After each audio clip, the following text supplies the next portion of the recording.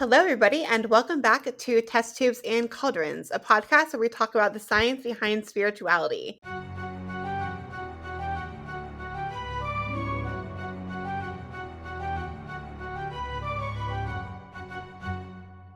This week, we are going to hit on a topic that I know Fel has been dying to talk about on this podcast, which is New Age spirituality, discussing what New Age is, how it came about, some of the possible issues that we have with this new religious movement. But before we go ahead and get into that, I'm going to pass it over to Hanny, who has our What Happened on This Day. Currently, it is May 16th, 2021. So, Hanny, go ahead and take it away. Okay, so on May the 16th, 1988, we discovered some of the dangers of smoking. This was when the US Surgeon General C. Everett Koop declared nicotine in tobacco to be addictive in ways similar to heroin and cocaine. His report outlined the pharmacologic and behavioral processes that determine tobacco addiction and how they're similar to those associated with other addictive substances, saying it lights up the brain, which reference regions of the brain that are stimulated after tobacco use. This was the beginning of an understanding that cigarettes can be addictive. So let's just dive right into it. Let's talk about New Age spirituality. So the first question is, can New Age be defined? And this is interesting because I was looking into this, trying to figure out like what New Age is, like if I were to give a definition for it. And most of the articles that I came across said that it's pretty much impossible to define because it's just kind of this conglomeration of a lot of different philosophies and then also traditions. What did you guys find? Did you find any like strict definition? I found several. I'm just going to read them out and see what you think about them. One prominent scholar in the 1990s was Walter Hanegraaff. I apologize to all Germans who just heard me pronounce that word. But he understands New Age to be a form of secularized esotericism. It's a modern manifestation of occult and esoteric ideas and beliefs, originally constructed in 18th century and 19th century texts by mesmerists, theosophists, and harmonial religionists. So this mentions theosophy, and we're going to get to that later. It was quite a prominent influence on the New Age. Other definitions, for example, a scholar called York, again in the 1990s, summarized it as a blend of pagan religions, Eastern philosophies, and occult and psychic phenomena. So again, this kind of alludes to an influence of the occult, but we've also got a lot of Asian and Eastern philosophies influencing it. And finally, Van Hove, again in the 1990s, defined it as an eclectic and inspirational mix of Eastern religions, the Western esoteric tradition, and psychology, sometimes more integrated than others. So I was curious what you thought about those definitions and kind of where you think it fits in. I think it's a lot more complicated than this, but that gives us an idea of how eclectic it is. Yeah, I mean, if we're ready, I can launch right into the history. So I went a little nuts on the history here, but it is truly fascinating.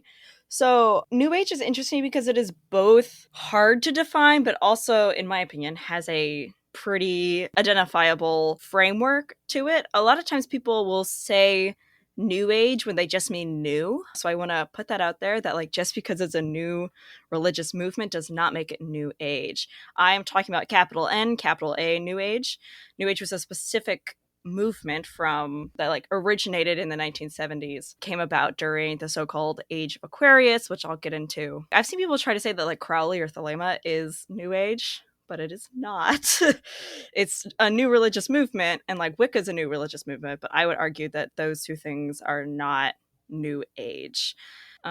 So I think where some of the confusion comes in is that a lot of the new religious movements of the 19th and 20th centuries stemmed from a groundwork that was laid during the Victorian period. So several really important things happened here. First, we had the Industrial Revolution, then we had the advent of psychology, then we had the spiritualist movement, and finally early anthropology and some major groundbreaking early archaeological digs and explorations in places like Greece and Egypt. Now, initially, it's hard to see how these things are related or laid a framework that gave birth to really an explosion of religious movements, but I will get into that. Yeah, so I mean, before we go any farther, let's maybe talk about why it's called the New Age, capital N, capital A, New Age. There's several theories for this, and Hanny, this is what you put in there. Yeah, so you mentioned the Age of Aquarius. I am not really well versed in astrology, so I'm not going to explain it in detail, but it's an idea where we enter a new astrological age and we move out of Pisces and move into Aquarius, and that shifts our spiritual perspective. So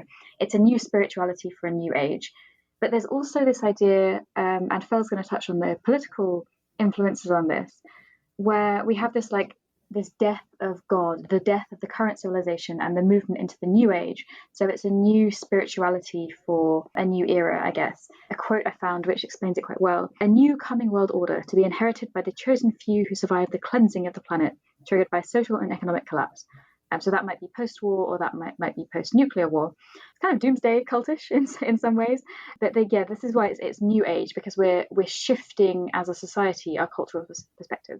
To lay the groundwork for why we see such an explosion, like I said, of new religious movements out of the Victorian period, there was a lot of things going on. So the Industrial Revolution, I always argue, is where a lot of our problems and also a lot of our presumptions about this is how society, the job market, careers work. Heck, that's why we have daylight savings time, is because of the Industrial Revolution. So the Industrial Revolution dramatically and irrevocably changed our world for better and for worse. And it also fast-tracked a lot of not only it fast-tracked so many different industries, including certain scientific developments, just because it was able to mass produce things in a way where everything was kind of the same. At the time, there was actually a strong reaction to this. So you saw two main camps of people embracing technology and science as a means to human progress, which led to things like race science and other highly problematic and unethical studies and beliefs, many of which have persisted today. However, on the other hand, you also saw an embracing of pastoralism, naturalism, and an extreme rejection of all things technological and scientific.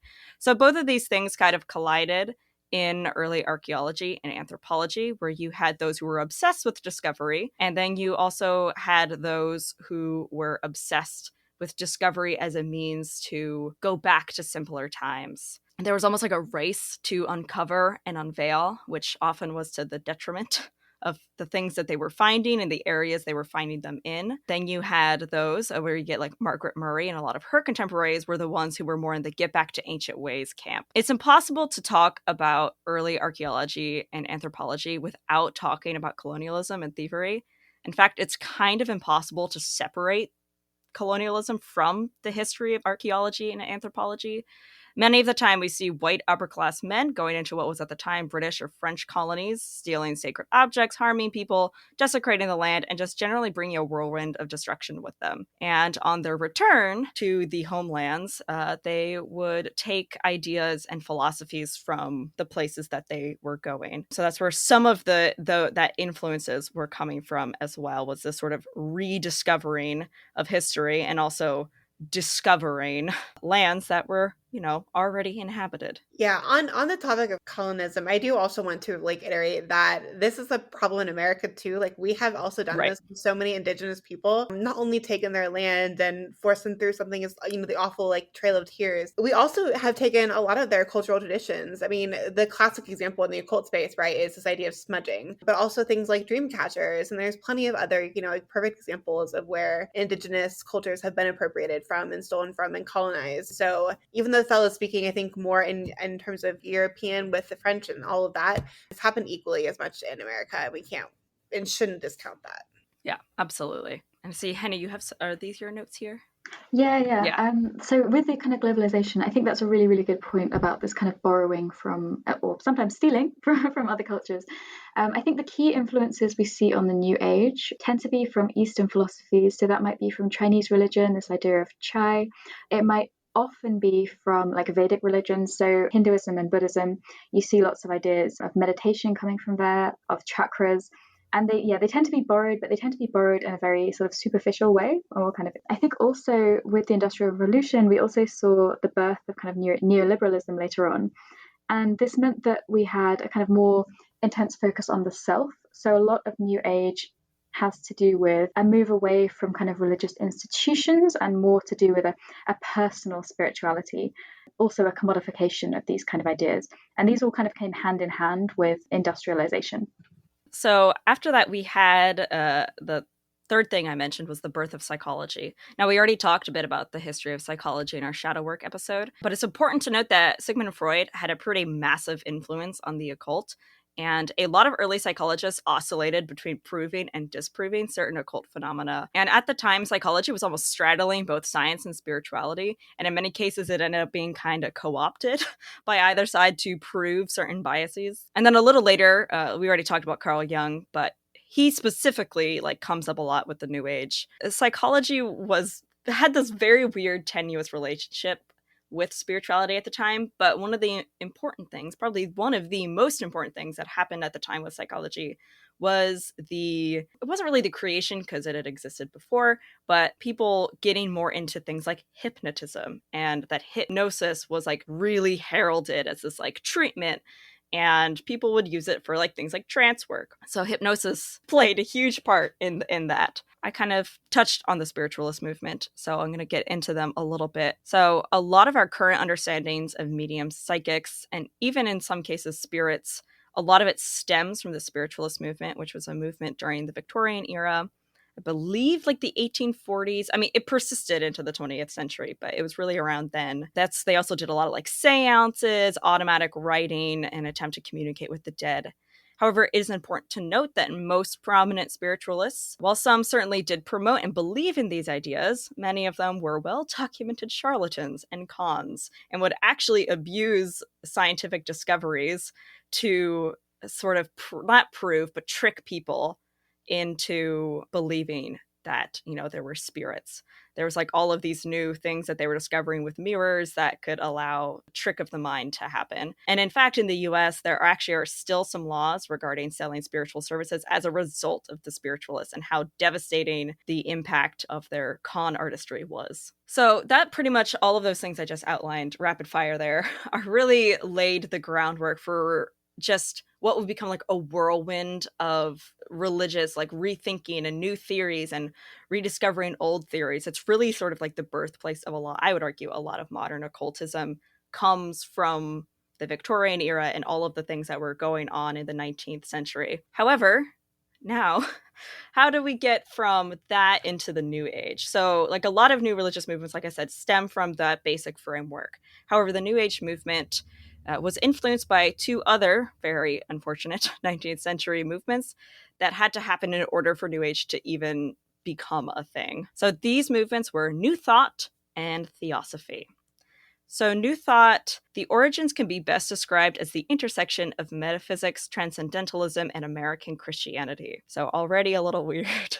So to give you an idea, the founder of Christian Science here in New England, she cited Phineas Quimby, who was one of the biggest influences on New Thought, as her inspiration. Christian Science, for those of you who don't know, is very much this idea of healing through God and don't go to doctors. That's where a lot of Christian Science comes from. Please go to your doctor. Yeah, please see a doctor. Please, for the love of God, go to your doctor. So here's a quote from Brief History of New Thought. Ideal spirituality transcends the physical and is realized only through individual intuition, instead of through religion. The idea of transcending sound familiar? So New Thought posited, and still does, the organization of New Thought still exists, that disease originates in the mind and that through God's wisdom it can be overcome. And here are tenets of New Thought from the New Thought movement today. Infinite intelligence, or God is omnipotent and omnipresent. Spirit is the ultimate reality. True human selfhood is divine. Divinely attuned thought is a positive force for good. All disease is mental in origin. That one I struggle with a lot. Like that's a sticking point for me. And then right thinking has a healing effect. So already you could probably hear some echoes of ideas that you've heard touted both by like Christian fundamentalists and also the New Age. And there's a fun little parallel between the two of them that we'll get into. I was really interested that in the 1960s, there was this center called Findhorn, which was kind of very formative for the basis of development of New Age beliefs. And it was a lot of evangelical Christians, which really surprised me. So I just thought it was interesting that you mentioned this kind of cross-fertilization between the two. We often think of New Age as kind of a product of secularization, and it kind of is, but paradoxically, there is also a lot of evangelical Christian thought in it, which we'll kind of get into a little bit. I think also, you're going to mention theosophy, I think, but we should point out that some of the ideas kind of come from Gnosticism in a very, very abstract way. So in Gnosticism, we have this idea, and I'm probably bastardizing it, but we have this kind of divine spark in everybody. And so you want to kind of reunite your spark of divinity in the self with that of the Godhead. And so this thing that you mentioned with true human selfhood is divine, this heavily influenced the New Age, and that probably came through theosophy, but it's been watered down and reappropriated in such ways that I don't think we can really truly call it a Gnostic school. It's just a weird kind of mutated influence. Like, what's one of the interesting things about New Age is, like, you can argue, like, everything is an influence, because a lot of it is taking from other paradigms that took from other paradigms that took from other paradigms. Just sort of this never-ending cycle. This is like I could honestly do an entire podcast tracing the history, like a whole podcast tracing the history of New Age. So, like, not everything in here is going to be as nuanced, but this is just like an overview of the history. So, Theosophy. Theosophy is a religion based on the teachings and writings primarily of Helena Blavatsky. There were several other big theosophists, but she kind of became the figurehead of Theosophy. Theosophy places a heavy emphasis on mysticism, transcending consciousness, and that reality is constituted of mind and spirit. Theosophy is also where we see Akashic records. If you've read any New Age book, you'll probably come across the phrase Akashic records. Do you want to maybe mention what those are to people who don't know? So the New Age understanding of Akashic records is basically like a weird big mind library or a spirit library that has like a soul's record, and that like when you die, your soul goes up into the Akashic records and writes down the things that it learned, and that you can like access them. If you Google Akashic records meditation, you'll find like a bajillion YouTube videos. Back when I was super New Age, which is that's something I will talk about my New Age story. I tried them and they're like really weird. But yeah, Akashic records are like huge in New Age. It's interesting. I was thinking about this earlier when I was reading through our outline, and Jung had this idea of like the universal mind, right? And do you think the Akashic records maybe kind of fit into that like pretty well, right? Because if it's this library that everybody can download, you could consider it to be essentially the equivalent of this universal mind that supposedly everybody also has access to, even though we talked about how that's not necessarily the case. And you can go learn about that back in our shadow work episode. But do you think there's some correlation between those two? Possibly. Okay, I have just done a cursory search here. It pretty much looks like Akashic records just comes from Helena Blavatsky.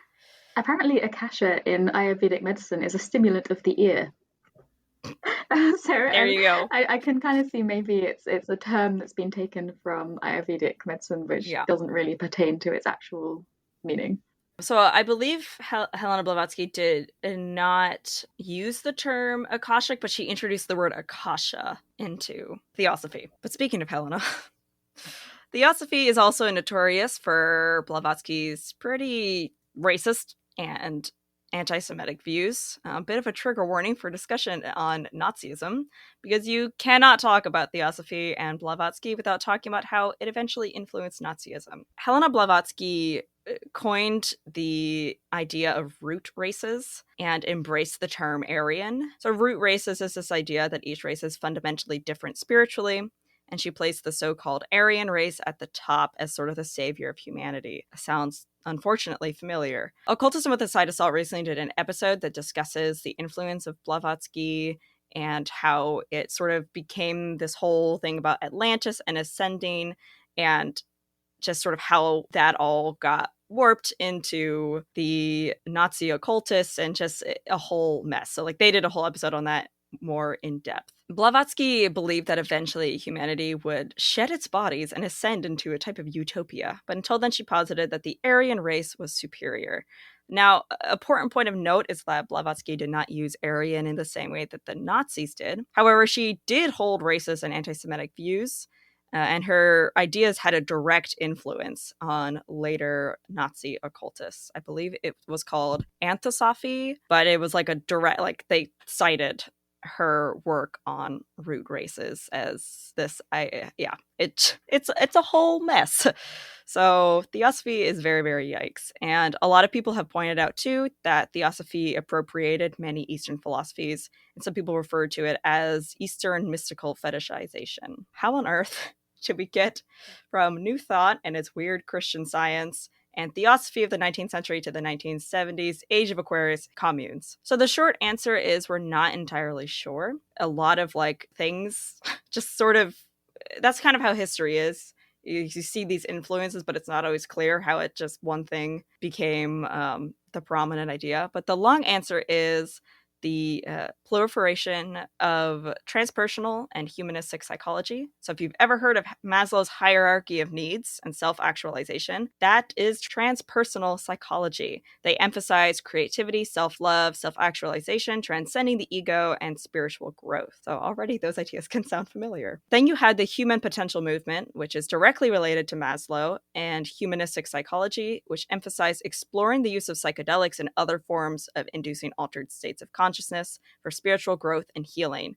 This is where we see the introduction of Reiki, acupuncture, homeopathy, yoga, crystal healing, and chiropractic into the spiritual communities of the 1960s and 1970s. At the time, the early 1960s, we saw some groups in Britain strongly influenced by New Thought and Theosophy declaring a new age was coming. I believe they even called themselves the Light Movement. Sound very familiar.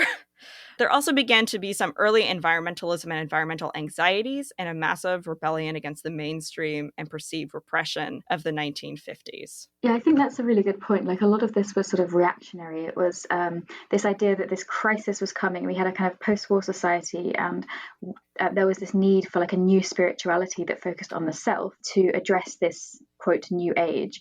And so this was borrowing, as you say, from all these different parts of the world, especially Eastern philosophies, but it wasn't necessarily grounding them in a lot of theory. So a lot of it was kind of, transcendental meditation was popularized with the Beatles. But so you saw people getting into meditation, but it was in a kind of very, I guess, whitewashed way. It wasn't necessarily in a way that understood the roots of those phenomena.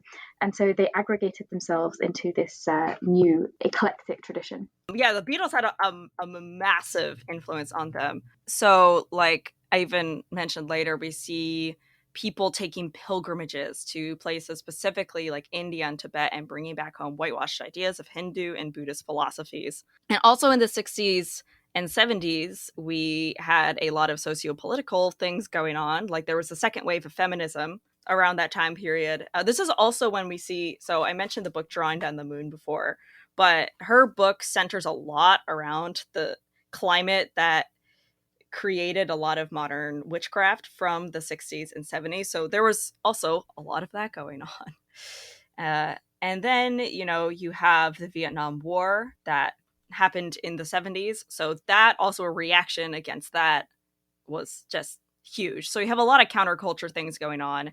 And once again, like we saw in the Victorian era, we saw a lot of people wanting to embrace simpler times and go back. And like, that's where you see the huge commune movement and a lot of, Eastern mystical fetishization happening. And that's where we see the rise of the phrase Age of Aquarius, the new age of the Aquarius, or just the new age.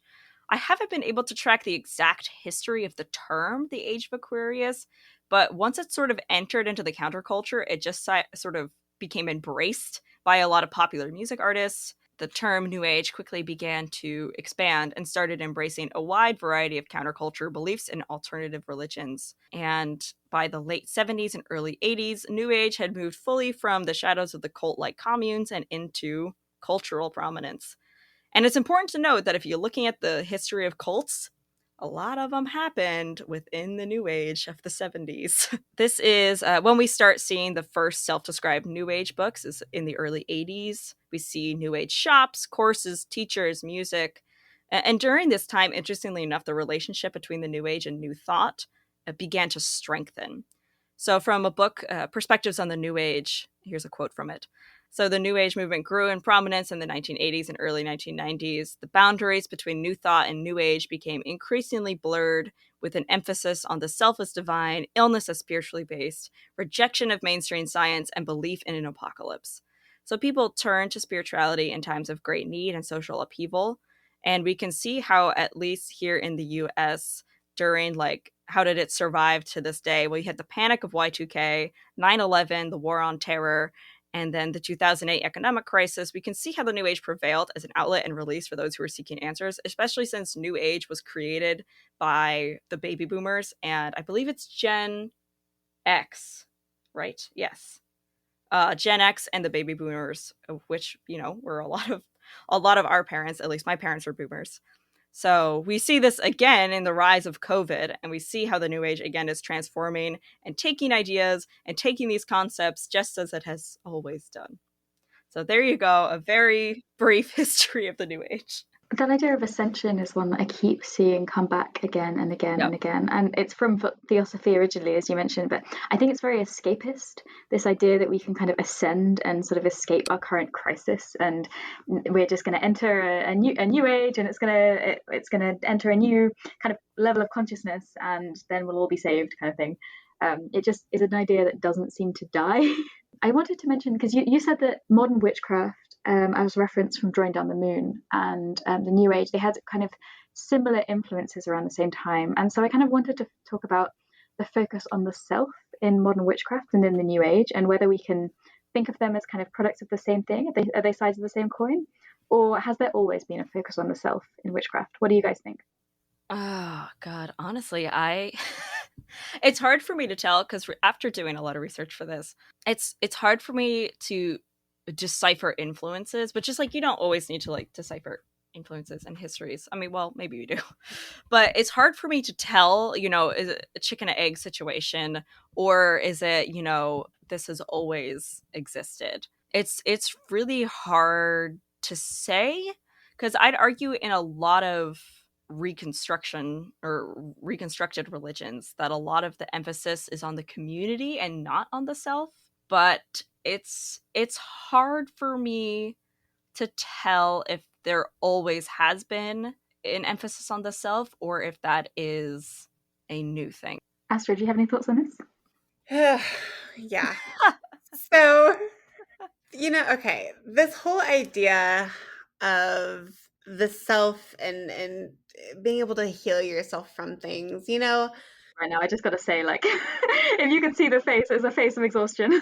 there is legitimacy in the idea that your mindset can alter kind of the way that you perceive something and lead to you having a better attitude about a thing, and that can also have effects on the way that you view and interact with the world. Like, that is legitimate. There is legitimacy to that.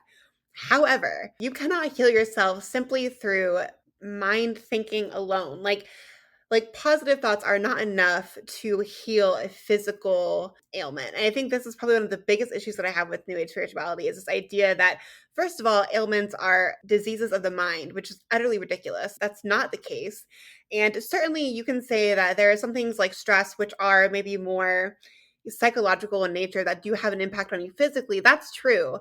But that's also not simply like a disease of the mind. That's more of there are extenuating circumstances that are making your life stressful, and that is having a physical effect. And there are physical ailments that people are born with, that it's like, what disease of what mind? Like, at the time in which they were formed, they didn't have a mind. Like, at least it wasn't fully developed. So that whole idea lacks some serious scientific basis, and is instead like explained by these kind of quantum theories or the pseudoscience. It's really unfortunate that so many people buy into it. And it's one of the reasons why I'm glad that I have experience in science, because it helps ground me with these ideas that are just utterly nonsense. Those are my thoughts. No, I completely agree. One thing I saw differentiating neo-paganism from the New Age, and I think that there are parallels between the two, is that the New Age has this extensive focus on the self and self-healing, whereas neo-paganism has more of a focus on community, as you mentioned, Phil. So I think, yeah, we can kind of draw parallels between the two, but they are slightly distinct from one another. I also think there's a difference too between them, as in where the New Age considers like the self the god, right? But most pagans consider there to be gods outside of themselves that are assisting in whatever way, whether it be in workings or just like a spiritual assistance, in terms of like helping yourself grow as an individual. That's also a key difference. This change shift in idea that there are literal gods that are assisting, and like you are your own god. In many ways, I think it would be quite awful to be your own god. Personally, like, I don't want to be in charge of everything. No, thank you. I take some solace in the fact that there might be a divine being out there that is like making things run. So one of the big issues I think with New Age spirituality is that, and we spoke about this with the history, this idea of cultural appropriation within New Age thought. The issue that I've seen here and that we spoke about is that things are taken from so many traditions, but nobody pays any respect to the original ritual. And in my opinion, that is the difference between appropriation and appreciation. So yoga and the Western version of chakras that is so prevalent in the New Age circles have been so far removed from their original meanings that they aren't even the same thing.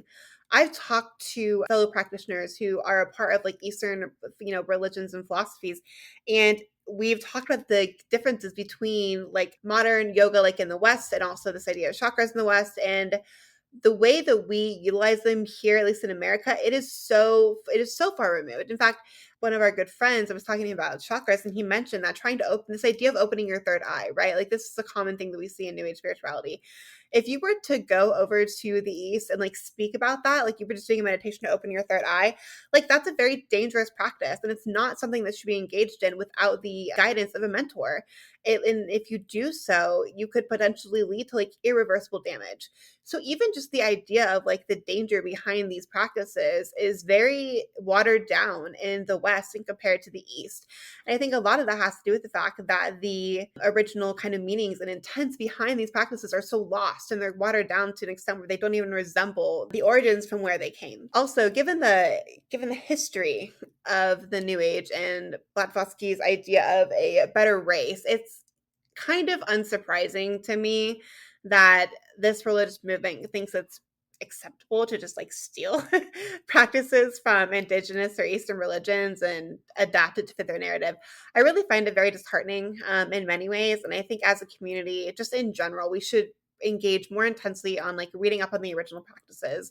Not only will this help with the cultural appropriation aspect, but it also provides a solid historic basis for certain practices rather than basing it off a book that was channeled from some alleged like divine being. Not only will you gain, I think, more cultural appreciation and also just like pay those cultures the respect they deserve, it's more legitimate in my opinion as well. Yeah, I completely agree. Like, really, really agree. I think there are kind of twofold issues here because one is that the popularization of New Age ideas means that sometimes we have devaluing of Eastern practices because the original meaning becomes misunderstood. So, say somebody mentions chakras, and if the popular understanding of chakras is that New Age understanding where there isn't really a real spiritual grounding for it, people start to think of them as nonsense, where actually there is a kind of a solid tradition associated with them.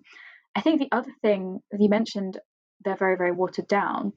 Frequently, the core ideas, so they're taken like energy being chai, transcendental meditation, the core ideas are taken and then they plug the gaps in the lack of theory with pseudoscience. And that is a major bugbear for me. So it's very much like, oh, this works because quantum.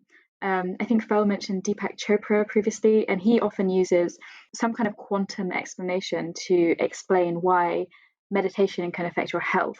But scientifically, if we look at these more deeply, these are not well grounded. They're just using scientific buzzwords, but they don't really explain it in a meaningful way. So there's nothing wrong with the core philosophies where they originally come from. There's nothing wrong with traditions evolving, but the theory and the grounding is very, very much lacking. And I think that's the main issue I have.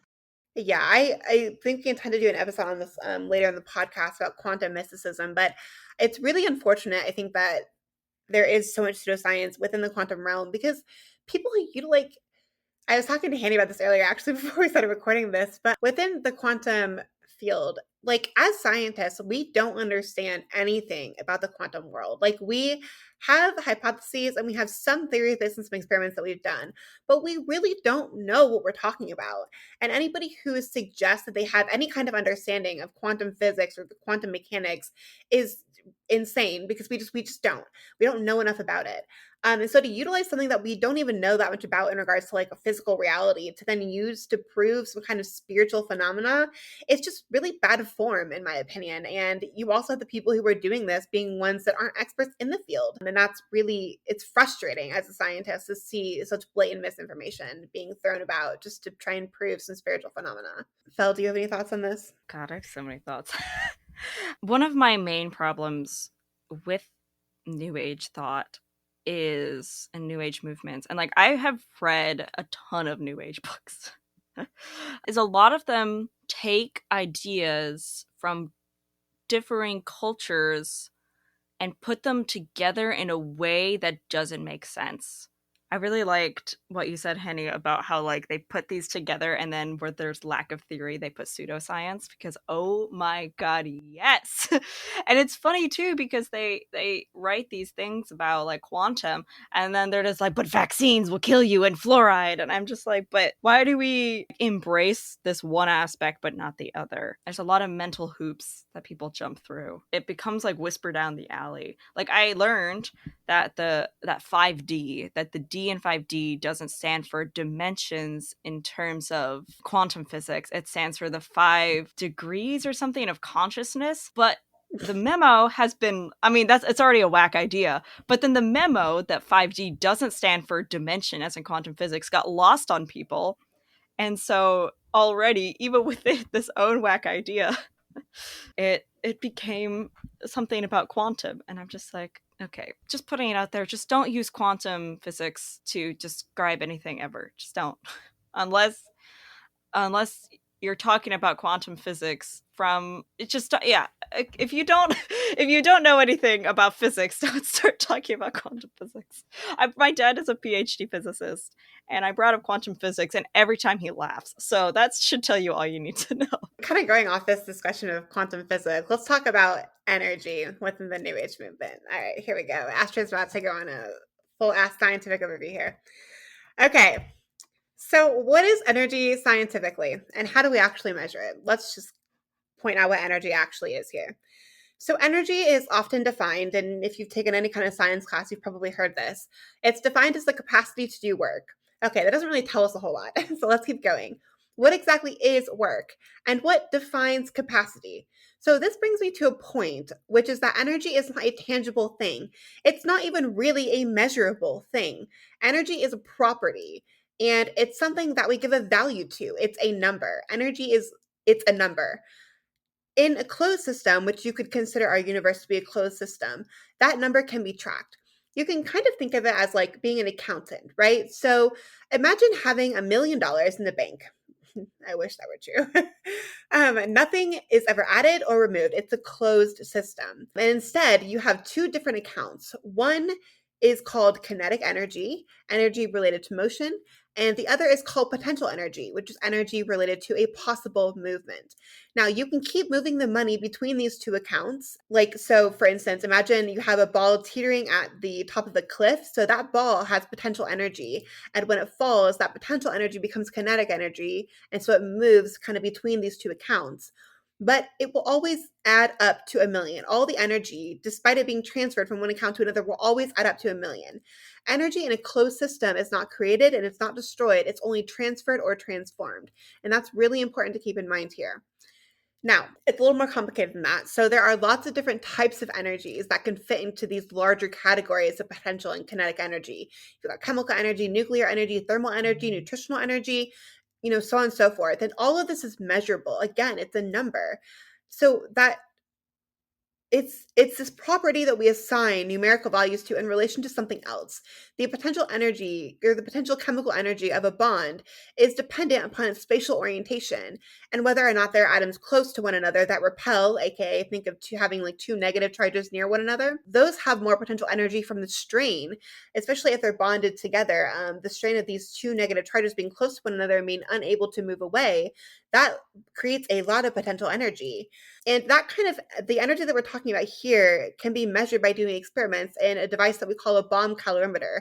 It essentially looks at the amount of energy that's released from a particular reaction.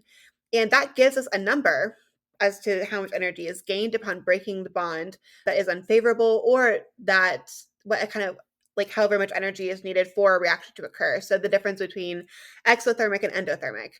And just like a random throw in here, which people probably already know, but I'm going to do it anyway. This is actually why ATP provides energy in your body. The phosphoanhydride bonds have a lot of potential energy because being so close to each other is really, really unfavorable. And so when you break that bond, you release a large amount of energy, and that's what allows your body to essentially run, is this idea of chemical energy. So the key idea is, like in science, energy is always measurable, right? It's always in the material realm. It always pertains to something that we can measure and quantify. Right. It's as opposed to other energy types. is a number. It's not some kind of like mystical force that you're working with. Like it is literally something that you can measure. If you can't measure it, it doesn't meet the definition of energy because it's the capacity to do work equaling a measurable force, capacity also being something that you measure. If you don't have a force acting upon something, then you're not even looking at energy. It's a number. The thing with New Age, they often throw around this word of energy, right? Like, yeah. So, New Age energy isn't the same as physical energy as we define it scientifically. Some New Age practitioners claim that people have this metaphysical wall around us made up of our energy that they can feel and manipulate. And I hear this most amongst, New Age healers or Wiki practitioners. But when this idea was put under scientific investigation, it didn't hold up at all. So there was a study done in 1988 that tested the ability of 21 individuals with varying years of therapeutic touch experience who claimed that they could feel humans' energetic shield. Now, the practitioners were asked to state whether the investigator's hand hovered above their right hand or their left hand. Theoretically, if therapeutic touch and this idea of a metaphysical energy shield is valid, practitioners would have been able to locate the investigator's hand 100% of the time. But out of the 280 trials, the practitioners identified the correct hand in only 123. That's 44% of the time. And interestingly, that is the amount that you would expect from random chance. So, random chance would suggest that theoretically they should be able to pick out the investigator's hand 50% of the time. It was actually lower than random chance. I think that says a lot about the validity of this idea. In preparation for this episode, I also went back and revisited a book by Massimo Citro titled The Basic Code of the Universe. And I really, really like this book because it takes a look at spirituality from a very scientific point of view. I think the explanation in here of matter and energy is a good distinction and also scientifically sound. So Isaac Newton pointed out a distinction between matter and mass, saying that the quantity of matter can be accounted for and measured from its volume and its density, right? Basic physics. And from this, it sounds like they're basically the same thing, but they aren't. So matter is known by the weight of each body, which is then proportional to its mass. So essentially what that means is that the mass of something is matter that's been combined to form a body, and thus gaining density and volume. The density and volume by which it is then defined. And then this brings up another question, though. If combined matter attains weight and extension in space and essentially has this body of this mass that we can then measure, what happens when the matter doesn't combine? And this matter without form was called, amorphous by Aristotle and labeled as prime matter. And I find that really interesting when I originally read this book, and I recently began my investigation into alchemy. And this idea of prime matter was something that I came across in the alchemical tradition. And I think it provides a good kind of explanation for a possible explanation, I won't say the explanation, for kind of the type of matter and energy we're working with in two dimensions. You have one where we deal with combined matter, that which has mass and is measurable, and then pure matter, this prime matter, which exists and can't really be quantified or really experienced.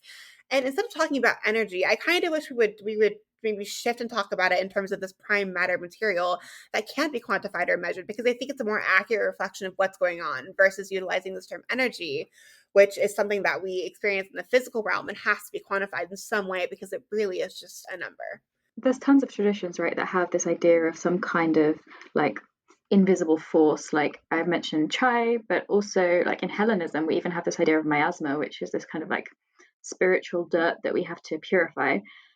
So I don't think there's anything wrong with the idea of something which can't be quantified. It's just, I think we need to separate those two terms, as you mentioned, and not think of it as physical energy, because they're not the same thing. And I think it leads to kind of pseudoscientific misunderstandings. So to put energy in the words of a New Age practitioner, in a book called Creative Visualization by Shakti Gawan, a book that was published in 1978, and so like during the early heydays, and it had a massive influence on the occult. So here is a quote from that. It says, the scientific world is beginning to discover what metaphysical and spiritual teachers have known for centuries. Our physical universe is not really composed of any matter at all. Its basic component is a kind of force or essence, which we call energy. They appear to have solid and separate on finer and atomic and subatomic levels, or smaller and smaller particles within particles, which eventually turn out to just be pure energy. The energy is vibrating at different rates of speed and so has different qualities. Thought is a relatively fine, light form of energy and therefore very quick and easy to change. On the other hand, matter is relatively dense, compact energy and therefore slower to move and change. So here we see fun words like vibrations. And that energy of a certain quality or vibration tend to attract energy of a similar quality and vibration, which leads to the law of attraction, which is another huge thing in the New Age. So that is from 1978, a big member of the New Age community and what they think energy is. These are just buzzwords. These are buzzwords. Like, for example, you could say that a chemical bond is kind of contains vibrations in a kind of abstract way, but that doesn't mean that all matter is formed of energy, that they are distinct concepts. But again, it just seems like they've taken these ideas once again in a very, very superficial manner and misappropriated them to fit the original spiritual concepts. It does such a disservice to these original traditions. It's really upsetting. That was physically painful to listen to. Yeah, not a fan. Actually, and I was talking to Hannah about this earlier too, but it's interesting because I kind of think, and we'll touch upon this at a later date. So there's this idea in quantum physics of string theory that was suggested to have a good explanation kind of for the quantum world. Now, string theory has lots of problems. I won't get into all of them here. However, the idea of string theory is that you have all these like microstrings that are super tiny, like nanoparticle size, and they're constantly vibrating. And that is kind of what leads to this like energetic basis of the universe. And it's interesting. I was thinking kind of about how maybe this idea of vibrations really became such a big thing. And I wonder if maybe a lot of New Age practitioners, which actually they do, because I have seen correlations between string theory and the New Age, base everything off of this idea of these vibrations. So you have all these vibrations, like in accordance to string theory on the quantum level, and then that affects the vibratory properties, quote unquote, of things on the macro level, which I think is utter crap. But anyways, so let's have that lead into our next discussion, which is this idea of high and low vibrations. Okay. So, first and foremost, scientifically, this is ridiculous. Now, I'm not denying that there are high vibrations and that there are low vibrations because there are. We can measure it. However, to say that something as complex as emotions exists either as a high vibration or a low vibration is pseudoscience, and it hasn't been measured because it can't be measured. Emotions are due to many things, including like neurotransmitters and the receptors in your brain, and just like things that we don't even know how they work yet. Again, the brain is such a mystery to us that we don't even fully understand how emotions work. It's why psychology is it's so difficult because it's like trying to understand human emotion, and like scientifically, like neurologically, we don't have answers. So first of all, to try and make it so black and white is insane. Do you want to take a step back and like explain what a vibration is? Like what is vibrating when scientifically we're talking about vibrations? So we're usually talking about electromagnetic waves, right? Like sound and light. Mm-hmm. And maybe we're talking about subatomic particles to some extent, but we're talking about physical measurable things, right? And therefore it follows that if there's something physical measuring, then we should be able to physically vibrating, we should be able to measure it. And it shouldn't be something that is kind of more ethereal or ephemeral as emotion. Again, yeah, vibration it's a property, right? So it's something that we can measure, and it's a property that these molecules have because of movement. And so yeah, anything that is physically vibrating should be measurable, it should be quantifiable. And if it's not, and like so a lot of the things that people kind of put this idea of high and low vibrations into, like emotions, it doesn't make sense that those would have vibratory properties because they aren't like physical things. So this idea kind of has another issue, and I touched upon it briefly, but I want to kind of cover it a little more pointedly. So David Hawkins, who is a spiritual writer that created this thing called the map of consciousness, and it surrounded this idea of high and low vibrational division. that suggests that things like shame, guilt, apathy, grief, fear, and anger, all of these are negative emotions and they have a low vibration. So then to live one's life at the highest vibration, we have to move from that and to better things like peace and joy and love and acceptance and so on and so forth. But what's unfortunate is that by qualifying these emotions with words like unconscious and unhealthy, we leave open the possibility that there's a conscious and healthy form of them as well. And so the biggest issue with high and low vibrations is that it's a binary system that leaves absolutely no room for nuance, and that can lead to incredibly toxic thinking. Fear is not always bad. Love is not always good. This utter separation between black and white of good and bad is just not, it's not a good system. And we see that even now, like this like black and white thinking, it's never good. There's always a scale to everything. And so the kind of just utter disruption and putting them into one category or another, it leads to very toxic thinking, which I think we see in the whole kind of love and light ideal of the New Age movement, which I think we'll touch upon a little bit later. I think it goes back to this individualism that we've mentioned previously in the New Age, where you're thinking of yourself and you are responsible for your own reality in a lot of these paradigms. So it's some New Age thinking even says that you've kind of chosen the life you have on Earth, which is so problematic because it kind of dismisses the whole idea of like privilege and poverty. And Fel, I think you mentioned the kind of law of attraction. I don't know if you want to talk about that here because I think it's relevant. This idea that your personal emotions and your actions are the only thing that influence your life. Yeah. So the law of attraction, it's basically, for those of you who don't know, I think you can kind of guess even based on the name. It's this idea that like what you put out, you will get. So that sounds very vague, but it's kind of like the word attraction is like used a lot, and it's seen like a rebirth, unfortunately. The Secret is a book from in 2006. It was like massive. It's the idea that your thoughts can change a life directly.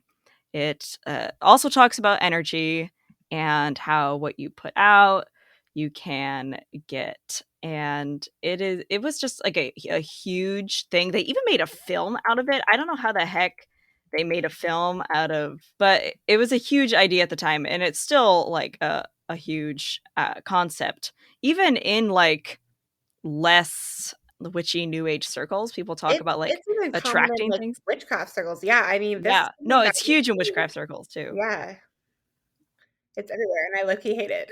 Yeah. So, I'm looking at the synopsis of The Secret, and lo and behold, what does it say? It popularized notions that persons such as Madame Blavatsky, that thinking about certain things will make them appear in one's own life. It's often this idea that like you will, like if you hear the word manifestation, that is also the law of attraction. Like manifest good vibes. There is some basis that you're thinking that what you think you will seek out, some basis. However, that has nothing to do with like energy and the universe, and that has entirely to do with psychology. Like if someone is self-destructive because of grief or depression or any reason why they might be self-destructive, they're going to seek out things that are destructive because that is just mentally what is happening for them. And people who are feeling really stable or neurotypical and mentally healthy, they might be more inclined to see the bright side of something. However, it doesn't actually like affect the events that are happening. The law of attraction and manifestation dictates that like your thinking will bring those things into your life. I think it's important to remember, right, that the world is separate from you as an individual. Now, yes, we say that we have connections to plants and things, and I think that's true, certainly. But like they are separate. Like circumstances that happen to you in your life are not full consequence of like the thoughts that you have or this idea of low and high vibrations. That's not how that works. And so it's important to keep that in mind. Like the world is not so influenced by how you think. And that's the biggest issue that I have with law of attraction. It's like this constant cycle of like karma, right? It's like, oh, you put out something bad's coming back to you. You put out something good's coming back to you. And it's like, it's not that simple. And yeah, I think that is a very problematic way of thinking. Also because like it leads to a lot of guilt, right? Like if you are depressed or anxious, and like those things are hard to deal with and like get, quote unquote, get out of, even though I don't think anybody actually fully gets out of them. It's like a thing that we just learn to deal with. But like those are also not inherently bad things. And just because you do have bout of depression or you get super anxious, that doesn't mean that you're going to attract all of these horrible things to you, especially if you're working on it. Like that's a good thing. And those are the kind of things that need to be discussed with a therapist and taken outside of spirituality because they aren't entirely spiritual. So just you don't need to feel guilt because you feel like there's this cycle of bad things happening because you're struggling with something. Again, I just think it's a very toxic way to think because it also leads to so much victim blaming and like self-blaming and just self-degradation. Like there's so many issues with that way of thought. Yeah, I think it takes this idea of the microcosm and the macrocosm, and then it turns it up to like 11, and it adds in these like intense self-involvement, and then it tries to justify it with pseudoscience, and that's where we get this kind of fake new age thinking, like the law of attraction. Everything you think is going to manifest in your life, and as you've mentioned, it's incredibly toxic. I also think that it's had a big influence on the kind of love and light ideas, and I wondered what you guys thought about that. I mean, it all goes back to this idea like of love as this universal force, which is something that is seen in a lot of new religious movements. And like no one ever defines what the no one ever defines what love is, and like I want to know what love is. Like I want them to tell me. I need you to show me. Like Love is a bunch of chemicals in your brain. I know, and it's like people just like they say love and the universal love, and I don't know what the heck they're talking about. And that is a common idea in a lot of new religious movements, as I mentioned. And like that's even seen in like New Thought Christianity, and even in some forms of Protestant Christianity in general, of like God is love. And like there is evidence, I mean, I'm not a biblical scholar at all. I think there is evidence to support that belief in historical times, but nowadays it's God smote Job's family because he loved him. So you get into like really weird territory. And it's the same thing with like energy, where you ask 10 witches what energy is and you get 10 different responses. And I know because I did it. I asked what energy was and I got a bunch of different responses. And there's the same thing with light, right? Light is energy. Light is a high form of vibrations, where it's just like the more you look at these definitions and what people think they are, the more they unravel. It's kind of like how they say that some people like saying God bless you is like actually more snarky and passive aggressive. In some ways love and light is like that as well.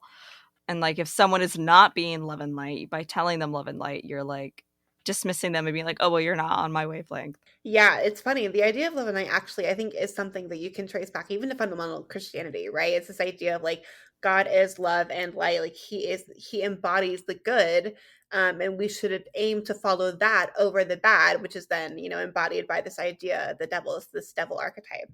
I think love and light is toxic, and I also think it's ignorant. And I'm going hardcore today, man. So the thing is that not only does it promote this idea of only like the only good thing is are positive things, because that's not true. We learn from both positive and negative experiences. But also, oftentimes you'll hear people kind of this idea of love and light also equaling, not equaling, but being synonymous to also the Wiccan Rede, which is like do no harm. In many ways, it's impossible to actually do something fully with quote unquote love and light intentions, right? I just don't think it's possible. Even something as simple as like a money spell, that money has to come from somewhere. Remember, energy is not created or destroyed. You're not just creating something out of thin air here. If we consider the universe to be a closed system, which I think it is, and so when you do a money bowl spell, that money is coming from somebody else, maybe somebody who needs it. And you could argue that if you are living a relatively well-off life, that money bowl spell isn't of love and light because you're removing that money from somebody who may potentially need it. Same with a job spell. You're potentially removing a job from somebody who may need it. I don't think it's possible to do any kind of spell and have it thoroughly be of love and light. I just don't think it's possible. And so because of that, like there's so much guilt that comes from that. If you don't meet that criteria of what exactly is love and light, which no one even defines it. So like what even is that criteria? I don't know. Then like you just feel guilty and you feel like you're an awful person. And it's like, why are you holding yourself to some impossible standard that's also being like people are trying to explain it with a bunch of pseudoscience, which just makes me want to die inside. So yeah, there's just so many issues between it leading to toxic thought and the fact that it's impossible to live a love and light life entirely. Like it's just not, you can't do it. Yeah, I'm pretty much with you guys. I think that the main thing is just it's so nebulous because light is a really interesting concept in the occult. You can think of it as referring to divinity in various different ways, but in New Age thought, I don't really think it gets referred to in that context. It's just this nebulous idea of positivity and you will attract what you give out. And so, yeah, I don't really vibe with it for that reason, though, because I think it just is meaningless most of the time. Yeah, so I think for our last thoughts, we're just going to ask one question, which is how did New Age come to be equated with the occult? And what are the differences? We've already touched upon quite a few kind of throughout this episode. But yeah, what does everybody think about that? I would argue that New Age has always been a cult, and there are influences, that influence the New Age, that influence a lot of newer religious movements, and sort of the rebirth of old religious movements. Like the amount of times I've gone into like Hellenic spaces and people have been like, what crystal represents Apollo? And I'm like, what? Yeah, his face.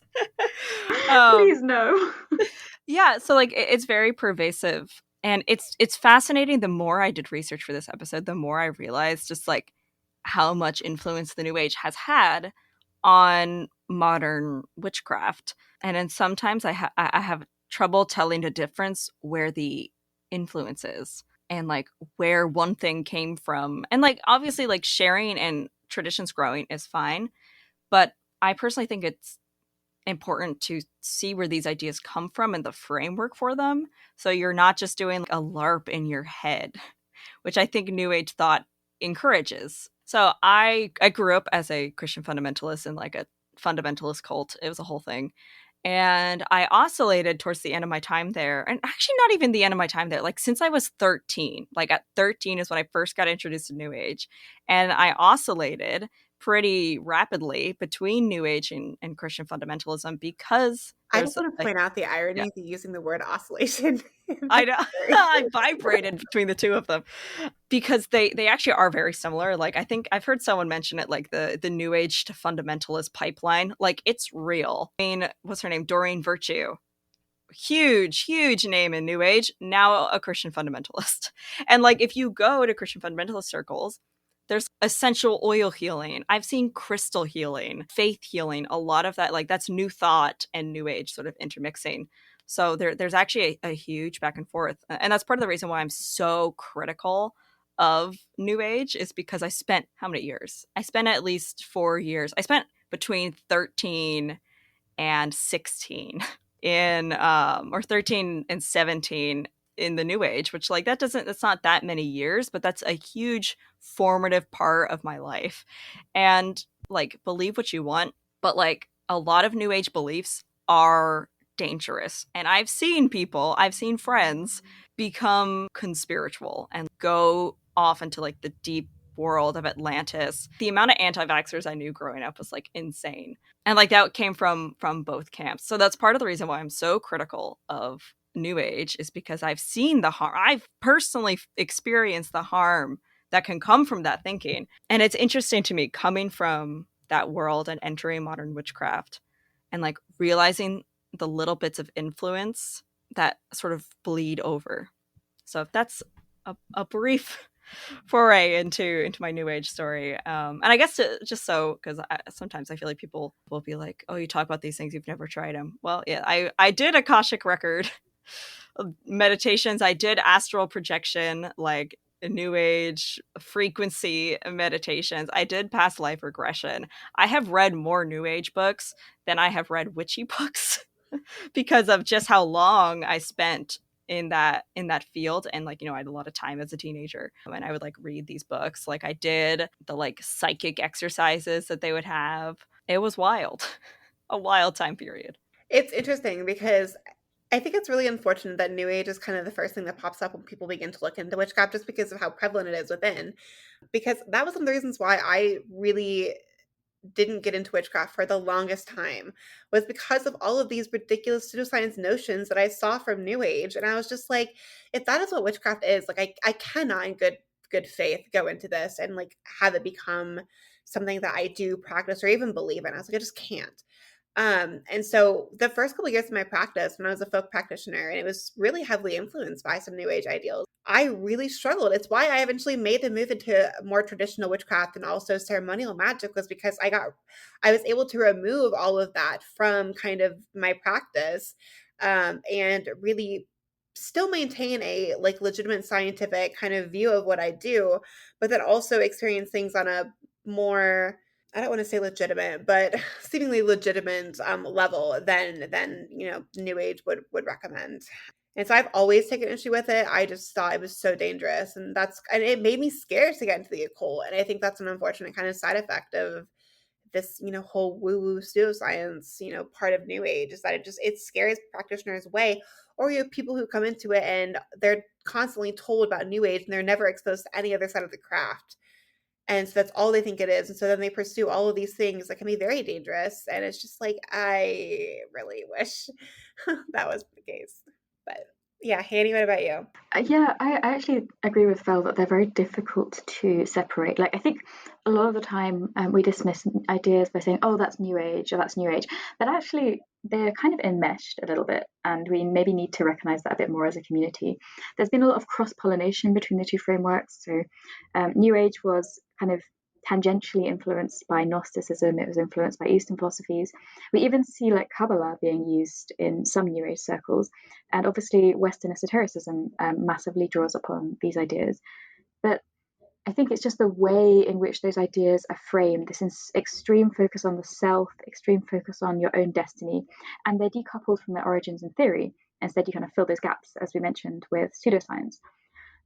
So the occult has influenced the New Age, but we also see the New Age influencing the occult, I think, more than we'd like to admit.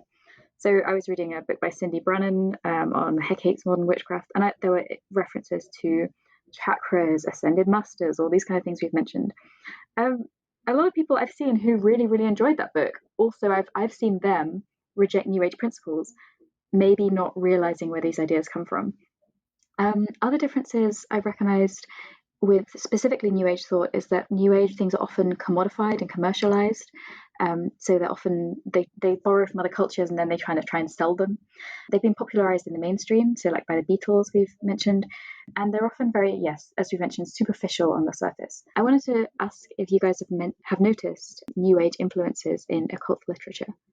The main thing that came to mind right now, and it's a pretty popular book. It has been almost unanimously recommended, if not unanimously recommended by at least everyone that I have talked to. It's the book Psychic Witch. The first part of the book, like the book has some like really great exercises, and I think it's groundbreaking. It's there's not really been a book that has addressed with theory the idea of energy manipulation. But as I got into the second half of the book, I saw talking about Akashic records, talking about a lot of different paradigms that became blended in a way that just I could not make sense of it. I mean, I'm sure if I sat down and like had a conversation, I would love to have a conversation with the author, Matt Aron, because I think there are some really interesting ideas, and I wish that they were explored more in the book from a theoretical perspective, just because I'm always like, why? But we see id, ego, and super ego. We see talking about the witch's eye, which to me sounds a little bit too close to the third eye and the way that it's discussed. But there again, we see a lot of influence even into like that book came out in 2020, I believe, right? Mm-hmm. Even into the 2020s, we see influences from the New Age. I think many introductory texts to Yeah. craft are very, very heavily influenced by New Age. The amount of books I've seen that have had like chakras, I'm like, what? The fact that there are books coming out on chakras that like are of the Western chakras, not even of East, like I intentionally avoid such books because I know it's so based in the New Age and Western chakras, and I'm like, I don't want to learn about that chakra. I want to go back and like look at the Eastern, like original tradition of chakras and understand it from that perspective because that's where it came from. But yeah, a lot of introductory books talk about chakras and like law of attraction and manifestation, Yeah. and they do it all in a very New Age kind of way. And I kind of hate that so many introductory witchcraft books do that because I think it's just like indoctrinating people before they even know the difference. They don't even know how to tell what is New Age and what is actually witchcraft or from a legitimate folk tradition. And it's very frustrating to like me as a, not that I'm an old practitioner, but like an older practitioner. I don't know. Yeah, I've seen it a lot, which is why I read academic old texts. I see it much less frequently in traditional witchcraft books. So anything Right. by like Jim and Gary, I really don't see much New Age influence. All the alchemy books that I've read, very little New Age influence, like practically none. And that's again, it's why I moved to ceremonial magic, is because there's little to that. I wouldn't say there's no, but there is some. But there's not nearly as much New Age practice, and it's usually pretty easy to spot when it does pop up. I also want to add, like, there's nothing wrong with incorporating new ideas, and if new age Right. ideas work for you, then that's absolutely fine. But I think it's just about examining the basis of these and how superficial are they? What is your understanding of them? Do they incorporate pseudoscience, and can you interrogate that? These are all really important questions to ask yourself. Like, how does this work? Why does this work? Right. Where does it come from? Yeah, I think learning how to make something work, half of the battle is knowing why it works. Which is why I think a lot of practices can like fall apart when you don't question that. And I think questioning is good. I honestly think questioning and doubt is one of the most healthy things to have as a practitioner. I see so many people like there's often so much of a fear of imposter syndrome that people are afraid of doubt. But doubt does not necessarily, it's like, what are you doubting? It's not about doubting yourself. I think doubting yourself, that can get, a little bit into imposter syndrome, but I think you need to doubt your results or like doubt and question them and interrogate them. Anne Lamott says the opposite of faith is not doubt, it's certainty. And I think New Age encourages very much everything is valid. I have had conversations in New Age circles and suddenly we're talking about like they're like your grandfather is here and he says this to you and suddenly they're crying and I'm like wait a minute what like this person what is like suddenly I'm like wait how the hell did we get here or they'll be like your spirit guide says this and then like I take a moment and I like disentangle myself from that. I'm like wait a minute, no, that's just groupthink happening. And so I really think more practitioners need to learn how to doubt and wrestle in a healthy way. Yeah, critical thinking in regards to your practice is essential to, I think, having a this is going to sound stupid, but like a based practice. Like you, and this is why I think like I personally approach my practice from a scientific point of view because it helps me stay grounded and it forces me to kind of question what I do see and the results that I do get. As Phil said, the theory behind your craft is much more important, in my opinion, than anything else. And constantly questioning why and how it could work. Now, there are times where you won't have an answer, and as much as I hate to admit that, it is true, and you have to be okay with that. But that doesn't mean that you blindly accept things. And I think that's the other thing that sometimes our community is that as soon as somebody questions another person's practice, they get very defensive. And like understandably so. It's a personal practice. Like you are going to be a little bit defensive. But like when somebody comes at me for my craft, I'm not going to get defensive right away because I have thought about why I do what I do, the results that I've gotten. I have possible explanations for almost everything that I've seen, and theories of how I think magic works. Now, whether those are legitimate or not, until we can actually investigate that and I can get a hard claim, I'm not going to say by any means my hypotheses or anything near fact. But like I always have an explanation. And so when someone comes at me with their critique, we can certainly agree to disagree based on our experiences and how we think things work. But I do have an explanation how. And I think I wish more practitioners had that. And it wasn't like, it's never a personal attack on you as a practitioner. It's people wanting to understand where you got to what you got to. And if you have an explanation for that, it can lead to lots of really interesting theoretical discussions. And I think that would do our community so much benefit if we kind of went down that track instead of, taking things so personally. But anyways, yeah. Okay, any last minute thoughts? That was kind of a last ramble that we didn't expect to have in this episode. I don't think so, but I want to hear Fel's New Age voice again because it's hilarious. And then just close your eyes and rock back and forth. God. Oh, well, that was a delightful ending to the episode. Thank you so much for sticking with us through this episode. I know it was a lot. This is surprisingly longer than I think we expected it to be, but I hope you learned something interesting. If you have thoughts, feel free to leave them down below or comment on our Instagram page, or when this goes up on YouTube, you can leave a comment there. We do have a YouTube channel now. It's called Test Tubes and Cauldrons. You can find us there. I think the first 8 episodes are currently up. And we're hoping to be about a week behind on every single episode just to give us time to edit and upload. But yeah, thanks for listening, everybody, and we'll see you next week. Bye.